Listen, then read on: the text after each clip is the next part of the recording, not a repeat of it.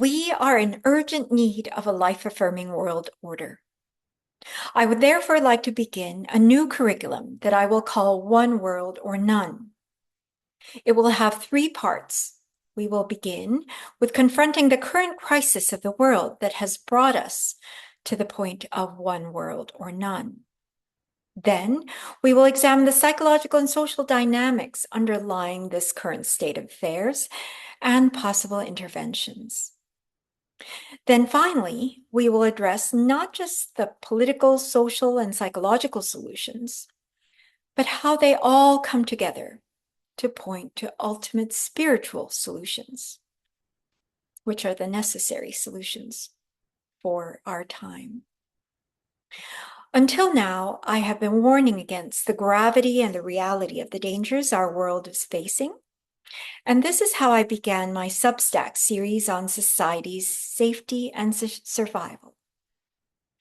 This is also why, as a social psychiatrist and a scholar of violence, I wrote and edited two books in particular. The first is Violence, an interdisciplinary approach to causes, consequences, and cures. The second is The Dangerous Case of Donald Trump. 27 and then later 37 psychiatrists and mental health experts assess a precedent.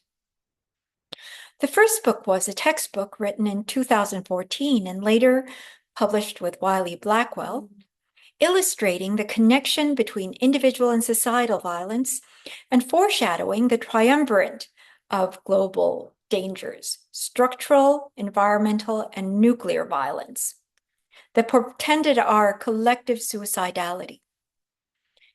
It is considered the most comprehensive handling of the subject to date and is now used in universities worldwide.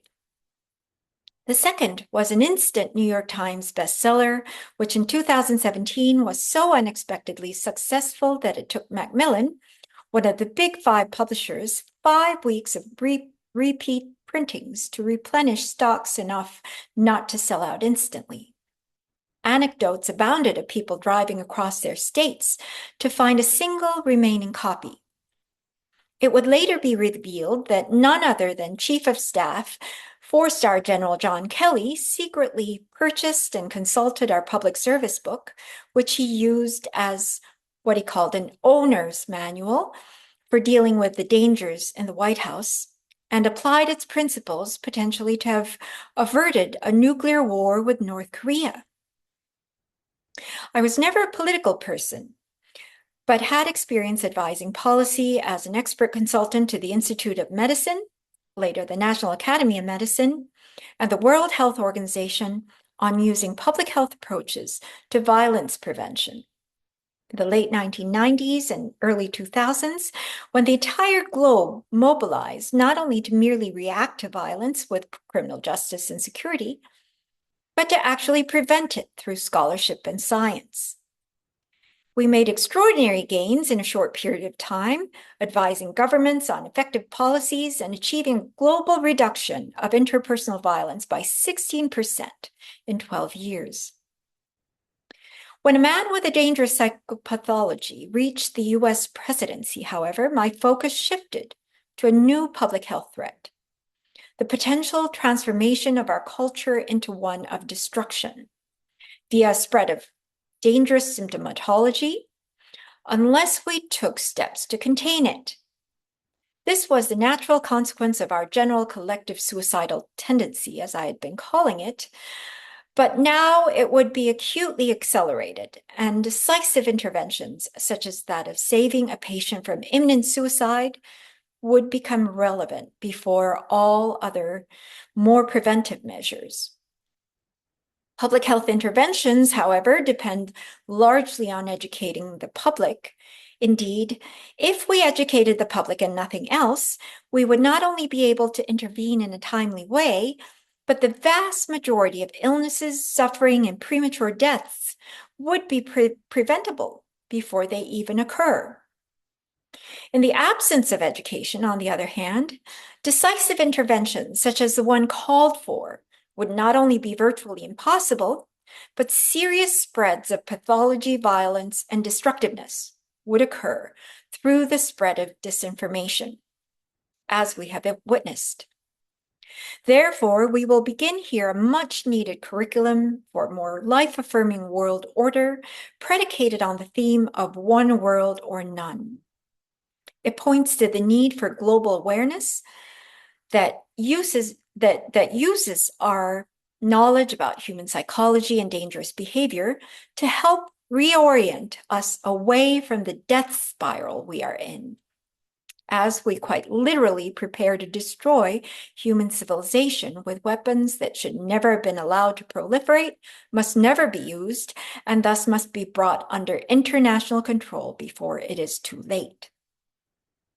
I've outlined since the beginning of this Substack series how the theme one world or none has become all the more critical, outlining its history going back to Albert Einstein, J.R. Oppenheimer, and other leading scientists who were responsible for developing atomic weapons. Immediately following the use of the first atomic bomb, and with their scientific awareness of what was to come, they urgently promoted this theme with a conference, a historic book, and a short film of One World or None in 1946. That is also when they established the Bulletin of Atomic Scientists, which quickly became known for the ominous doomsday clock. In this manner, in one long lifetime, 79 years ago, immediately after World War II, the leading scientists realized that they had the knowledge and the responsibility to take the lead in explaining and advocating one world or none. The effort began in 1946 by the nuclear scientists, came about because they realized they understood best the unprecedented dangers of their scientific breakthroughs. However, their efforts quickly became sidetracked with the dawn of the Cold War and the very fast expansion in power and numbers, resulting in a kind of implicit legitimacy of nuclear weapons.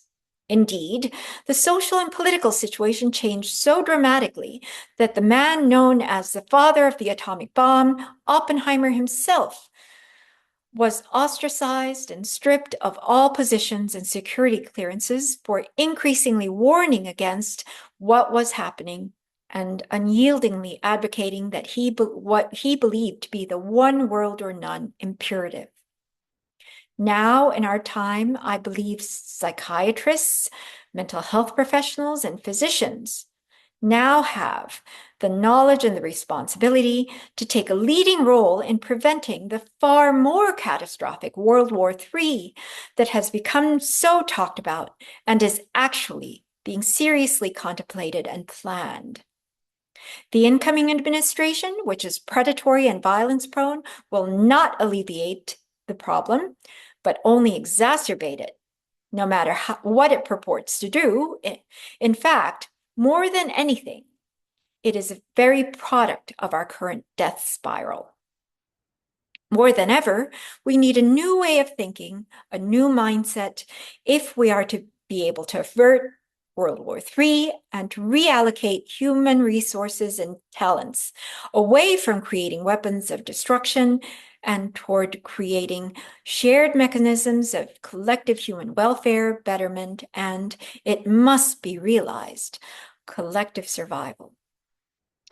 The ability to make this choice is a spiritual one. The mechanism for getting there requires social, psychological, and psychiatric knowledge.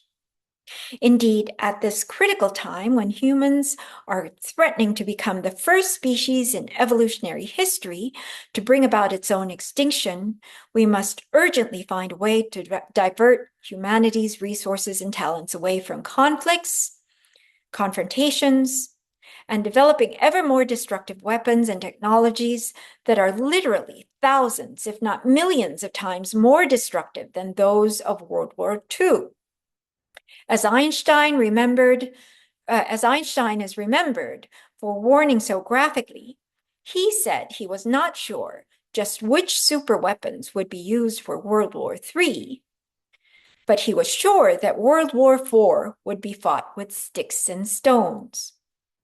He insisted a new type of thinking is essential if mankind is to survive. This is what we will explore in our new curriculum over the next several weeks. for which I thank you for joining me.